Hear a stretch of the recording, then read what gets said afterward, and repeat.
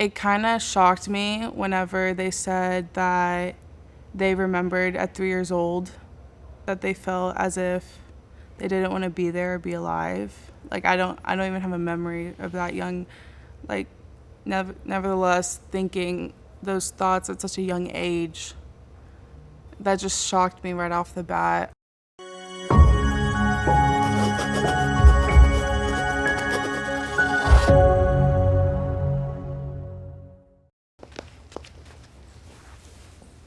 Oh, this is comfy. It's on. Good evening. How are you doing today? I'm doing good. What is your name? Natalie Castano. So, what brings you here today? I'm here to read a letter from someone, I guess. How did you hear about this? I heard about it from my friend's sister, Rebecca. Have you seen any of the episodes from the Dear Someone Project? I haven't. I have not seen any yet. Get out. I'm kidding. Maybe I should have done my research. To your right hand side, you're going to see a yellow envelope. If you could please open it and read the letter inside.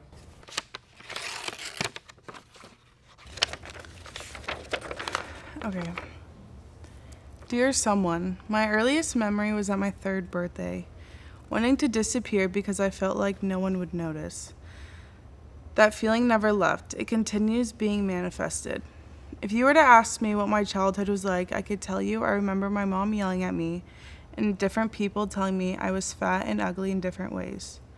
I cry instantly at the sound of a loud noise. I easily get startled and jumpy. I also get anxious when someone touches me. When I was 16, I was raped by one of my friends. A few years later, I was sexually molested by another friend. Aside from these experiences, I have been in multiple abusive relationships. I've even had a verbally abusive long-distance relationship that lasted 3 months. I didn't know my value. I always thought I wasn't enough. I didn't love myself. I hated myself. When you hate something, you want to do everything it takes to destroy it. I wanted to hurt and kill myself because I thought I deserved it. Whenever I would feel happy, I brought myself back to a depressive state because I never felt deserving of happiness. There was no hope, no life, no love, but then God. When I moved to a small town in my first year of high school, I met some boys who would gather around every week to talk about how God impacted their lives. I remember thinking I've always known of God, but not this God. As I was moved by them praying over each other, sharing deep, intimate things, and crying together, one of the boys drove me to their church since I didn't have a car. The church was in the school cafeteria. But I felt something special there. I didn't know what it was until I was saved. The second time I was Baker acted, I wrote down why I was being released. I remember it's because God saved me. I didn't know what that meant until I went to my church's summer camp. It was worship night on a Tuesday. Our pastor told us to say out loud different names of who God is. I heard King of Kings, Father, Almighty, Creator. Then I heard a voice say Savior. Instantly I had flashbacks of past and realized God saved me from it all. So I did an altar call, fell on my knees, and cried out to Him. I gave my life to Jesus. Giving your life to Jesus is not all rainbows and butterflies. There's still suffering, even suffering because you are a Christian. But there's a peace and a joy only Jesus can bring.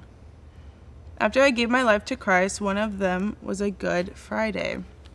As my car was totaled, I was reminded that the Lord saved my life physically from this car accident. He saved me mentally because this was one of the ways I wanted to end my life, and spiritually because that was the day to remember Jesus' crucifixion. That's when I sought counseling.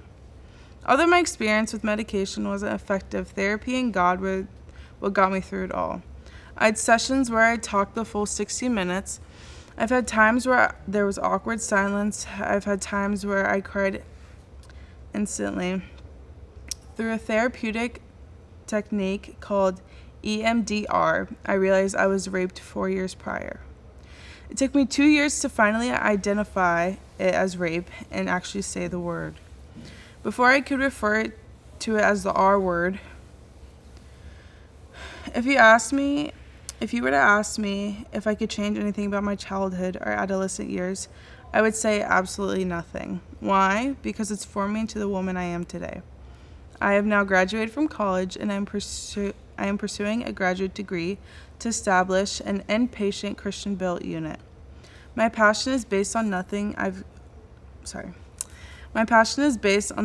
I've gone through. Without God, I wouldn't be alive nor thrive. So I will boast about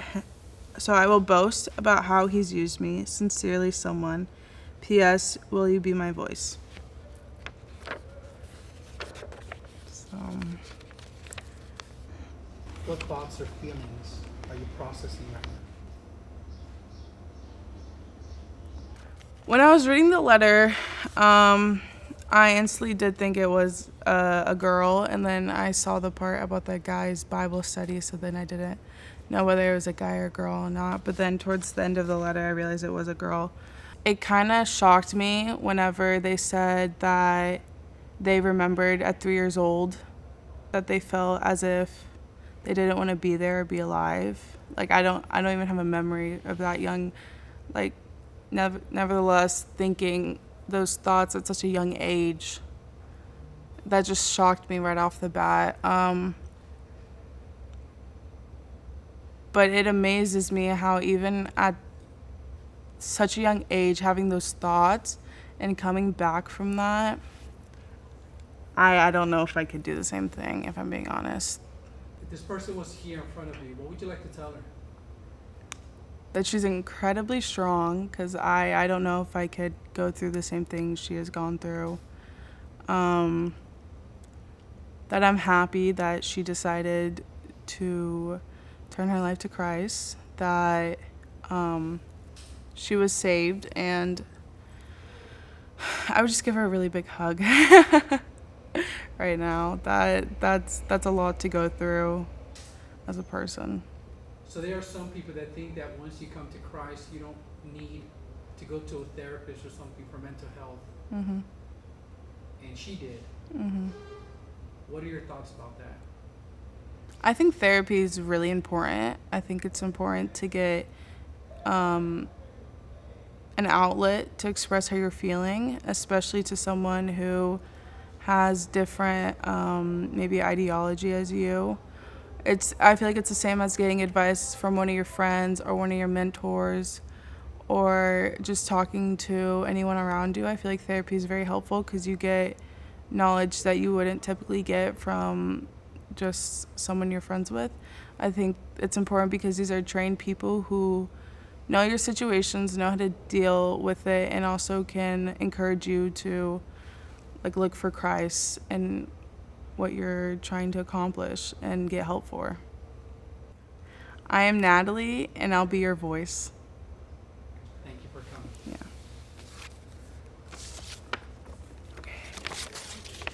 Okay. You ready?